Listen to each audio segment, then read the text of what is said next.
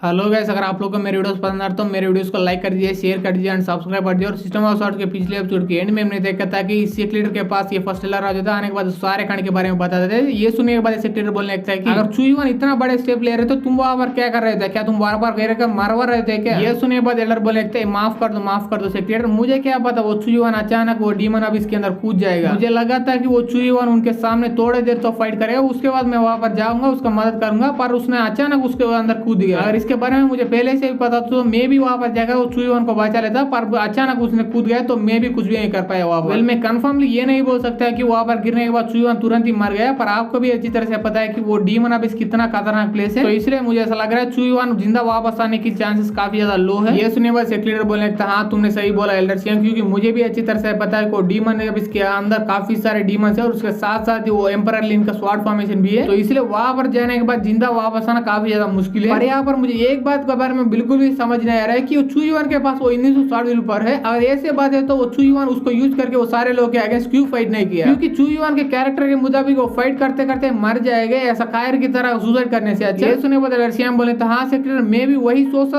उस चुईवन को देखता रहा था, तभी उस चुईवन अचानक उस डीमन अबिस के अंदर कूद गया। ये सुने बाद सेक्रेटरी तुरंत वहां से जाते हुए बोला हुआ था अगर ऐसी बात है मैं वहां पर डीमन अबिस के अंदर जाकर एक बार चेक कर लेता हूँ, क्योंकि मैंने अभी सुना था कि वो एल्डर्स अपने डिवाइन चेन से तोड़कर हमारे 2 डिसेबल को पूरी तरह जान से मार के वहां से भाग गए हैं, तो इसलिए मुझे ऐसा लग रहा है वो एल्डर्स ऐसे भागने के बाद सीधा उस डीमन अबिस के अंदर ही जाएगा, क्योंकि मुझे पूरा यकीन है कि उसको वो डीमन अबिस के डीमन के साथ कुछ कनेक्शन है। और एल्डर्स ये मैटर चुईवन के मैटर से भी काफी ज्यादा इंपॉर्टेंट है, क्योंकि ये मैटर उस डीमन अबिस के अंदर बंद कर दिया गया, सबसे स्ट्रॉन्गेस्ट डीमन से रिलेटेड है। अगर वो डीमन सच में पहले जितना ताकतवर बन के बाहर आ गया तो उसके बाद वो पूरा दुनिया को भी बर्बाद करके रख सकता है, और उसे रोकने के लिए अभी ये एम्परर लिन भी जिंदा नहीं है। पर तुझे चुईवन के बारे में चिंता करने की कोई भी जरूरत नहीं, क्योंकि चुईवन अभी भी जिंदा हो सकता है अगर उसका लक का चाह तो, क्योंकि तुझे भी अच्छी तरह से पता है कि हमारे जुआन जैसे के व्हाइट रोब डिसेबल उसी डीमन अब इसके अंदर पेट्रोल करते हैं। अगर चुईवन वो पेट्रोल करने के रूट पे आसपास कहीं पर गिर गए तो उसके बाद वो चुईवन को बचा के वो सारे लोग मिलकर यहाँ पर उसे लेके आएंगे। ये सुने के बाद एल्डर सिंह बोले थे पर सेक्रेट ऐसा होने की चांसेस काफी ज्यादा कम है, क्योंकि आपको भी अच्छी तरह से पता है कि हमारे व्हाइट रोब डिसेबल सिर्फ उसी पाथ के अंदर पेट्रोल करते हैं जिस पाथ के अंदर स्वॉर्ड एम्परर लिन का प्रोडक्शन होता है उसके फॉर्मेशन की वजह से, पर वो पाथ काफी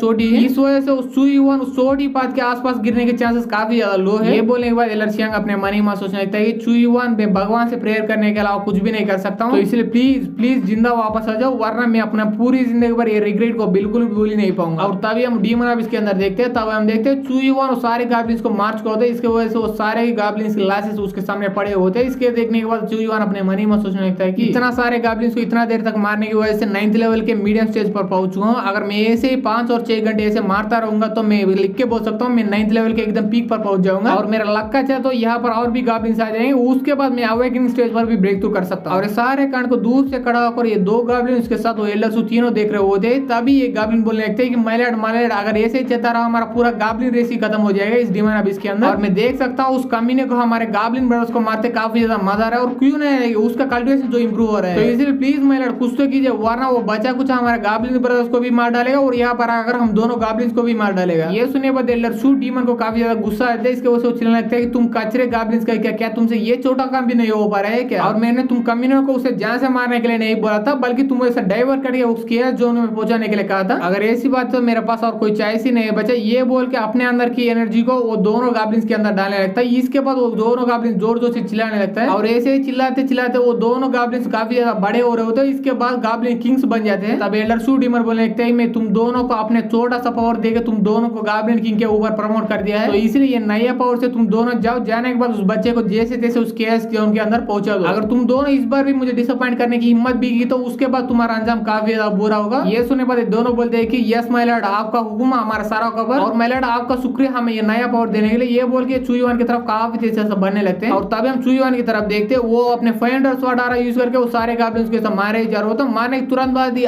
उसके अंदर की एनर्जी अपने स्वॉर्ड के अंदर ऑब्जर्व किए जा रहे होते हैं, और वहां पे काफी सारे गॉब्लिन्स को मारने के बाद वो अपने मन ही मन सोचने लगता है कि मैं सारे गॉब्लिन्स को मारे जा रहा हूँ, इसके अंदर की एनर्जी मेरे अंदर ऑब्जर्व किए जा रहा हूँ, पर मुझे बिल्कुल भी ये नहीं पता है कि इसके वजह से मेरा बॉडी कितना देर तक और टिक पाएगी। ये वहां पर खड़े और ये सब सोच ही रहा होता, तभी पीछे से किसी की गुर्राने की आवाज सुनने देने लगते हैं। ये सुने तुरंत बाद ये चुईवन पीछे मुड़कर देखते हैं, देखने के बाद पूरी तरह सूख जाता है, क्योंकि उसके तरफ 2 बड़े बड़े गॉब्लिन किंग्स आ रहे होते हैं। इसे देखने के बाद चुईवन अपने मन ही मन सोचने लगता है अरे बाप रे, मुझे बिल्कुल भी ये नहीं लगा था कि यहाँ पर 2 गॉब्लिन किंग्स होंगे, क्योंकि मैंने ये सुना था कि एक ट्राइब के पास सिर्फ एक ही गॉब्लिन होता है, पर यहाँ पर 2 दो तो आ रहे हैं। अरे यार मुझे उसके बारे में नहीं बल्कि अपने बारे में सोचना चाहिए, क्योंकि इतना देर फाइट करने के बाद ये दोनों गॉब्लिन किंग्स के सामने मैं बिल्कुल भी टिकी नहीं पाऊंगा, इसलिए भागो बीसी बोल के वहां से भागने लगता है और उसके अपोजिट डायरेक्शन में। पर इसे देखने के बाद वो दोनों गॉब्लिन सुईवान के पीछे पड़ जाते हैं और ऐसे ही काफी दूर ऐसा भागने के बाद सुईवान एक जगह पर आकर पहुंच जाते हैं। उसके सामने 3 रूट्स होते हैं, उनमें से 2 रूट्स के अंदर से वो गॉब्लिन्स आ जाते हैं, उन 2 रूट्स को पूरी तरह से ब्लॉक कर देते हैं। और इसे देखने के बाद सुईवान अपने मन ही मन सोचने लगते हैं यहाँ